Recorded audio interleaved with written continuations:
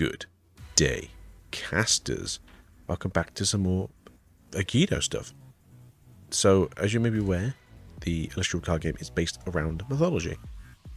And I'm sure out there we all have our favourite mythos and the gods that we really enjoy hearing stories about, and the different things that we've created over the years to explain supernatural phenomena, as well as everyday bits and bobs. Personally, probably like a lot of people in the world, I love the Norse mythology. I think the Asguardians are really cool. I think Odin, Loki, Thor, Freya, Hel, Sol, Ula, Tyr and all that, like, they're all like really cool gods because for the most part they seem really chill, and they're just ways of explaining how things happened around the people of the time. So I've decided to start off with Thor and a few cards that work around Thor. And I know Elestrals is kind of more like a hey, pick a guard and then just like do things in the set, but not necessarily around the specific god itself. But I wanted to do these few things specifically for Thor, so it's more like an archetypal synergy, and then you can go through whatever you like. You're not having to play old cards just specifically because they're really good, and then you can play like more in the archetype. So we're going to start off with Thor. Thor, the mightiest Thor. When you cast this Thor, you can enchant up to 3 thunder spirits to it. You can disenchant 2 from Thor in order to search for Mjolnir in your deck. Add it to your hand. Obviously, the you can is like the you may effect in different card games. It's, you know, it's your choice. You get to do this if you want to. Most of the time, you do want to have an enchanted guard on your side of the field, especially if you want to have the effects going off. I think this is pretty cool, but because it works really well with Mjolnir, which will be our second card we're going to look at.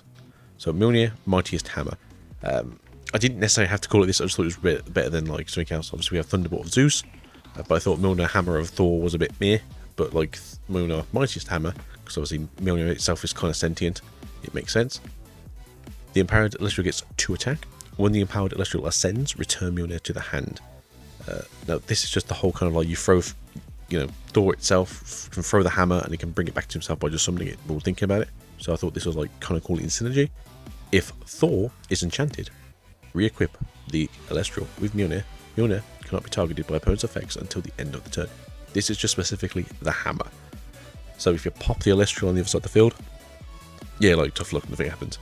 But the idea of this is because it's going to cost you 2 more spirits to put it onto the field again. So the fact that you're not just burning your spirits out, you know, for a turn at least, makes it a bit easier. I did kind of want to do it where instead of having the effect of like essentially being immune for it for like a full turn, would have been to recast it with the spirits, but I'm not too sure how strong that is in gameplay wise, or if it's something they really want to do right now in the game. Specifically for this card though, it would be like sets and sets and sets away. Like I don't think the card's too broken, but I do think it's very interesting that it's constant like hand regeneration, hand looping, keeping things out of the underworld. This is a Norse set, and I would like to have like graveyard manipulation in this set that may put cards into limbo. That's not exactly exile, but it stops them from having effects if they were to trigger in the grave or the underworld.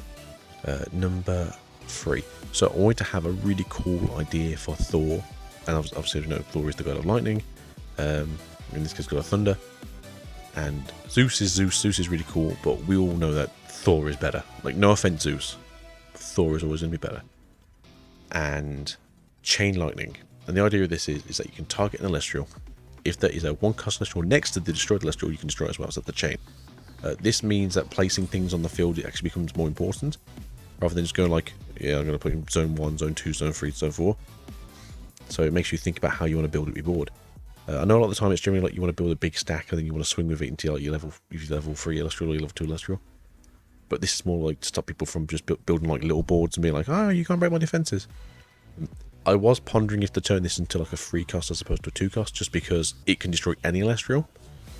So being able to pop like a level 3 and then another level 1 for 2 is just seems like ridiculously strong.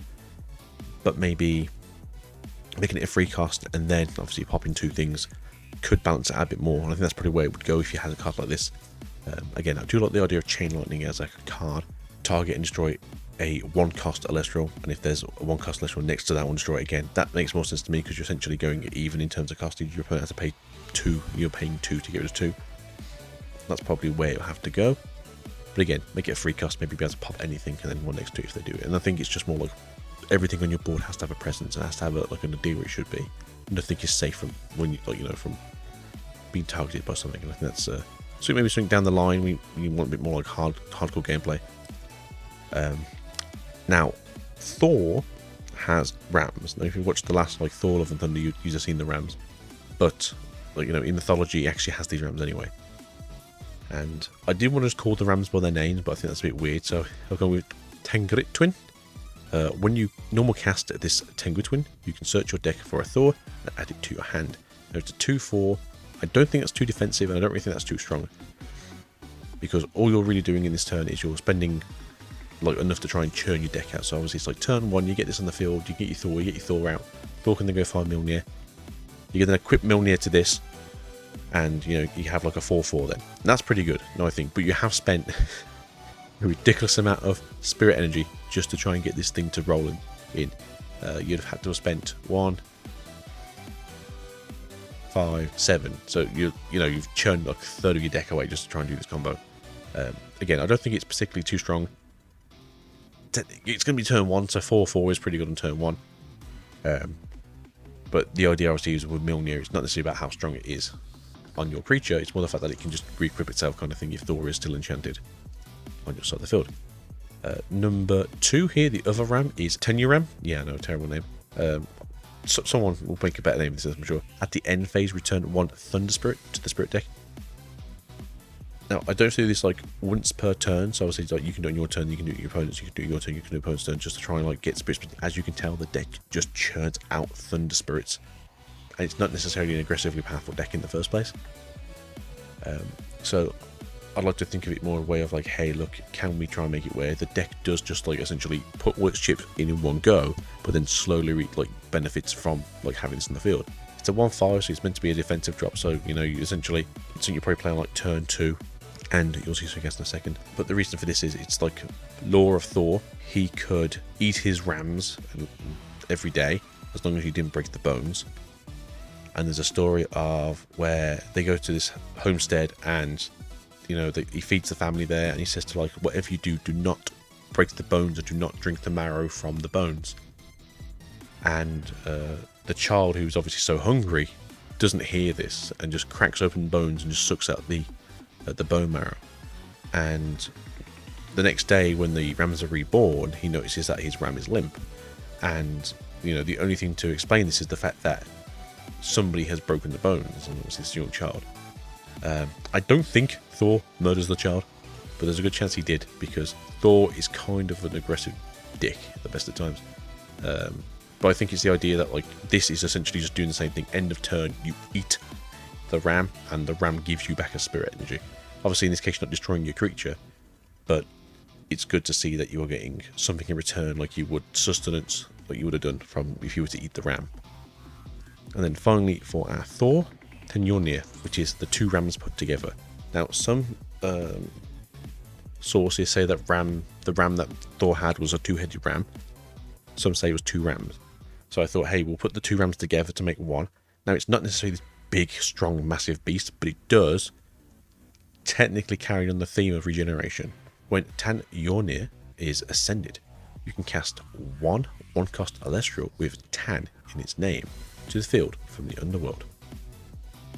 The idea of this is that you essentially only want to use the healing one to do this, because the other one is a normal cast. You can do a search for the Thor. Now obviously the other one is a 2/4, so it's pretty good, but the other one is a 1/5, so it's defensive. The defensive stat doesn't change in this, but I thought that giving them more power, because it's a 2-headed ram, so 4 horns, was more of a better idea.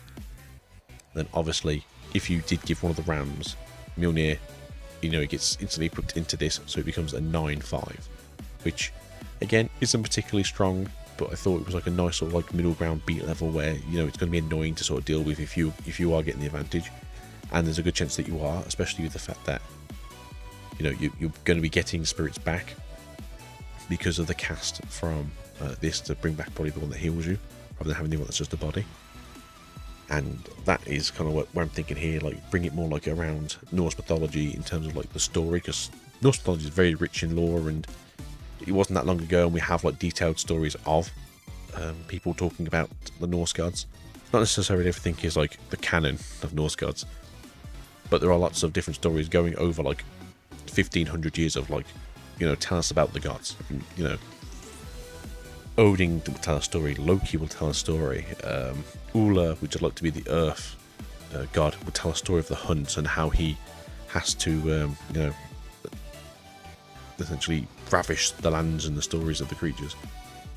I thought maybe Sol could be the goddess of fire, because obviously she's the goddess of the sun, and she'll essentially tell you like how she does things, and you'll probably get like elemental things that are going to be like your fire creatures. Odin, for instance, I'll probably just look at this video next, where he'll have his 2 ravens, and one sees into the future and one sees into the past.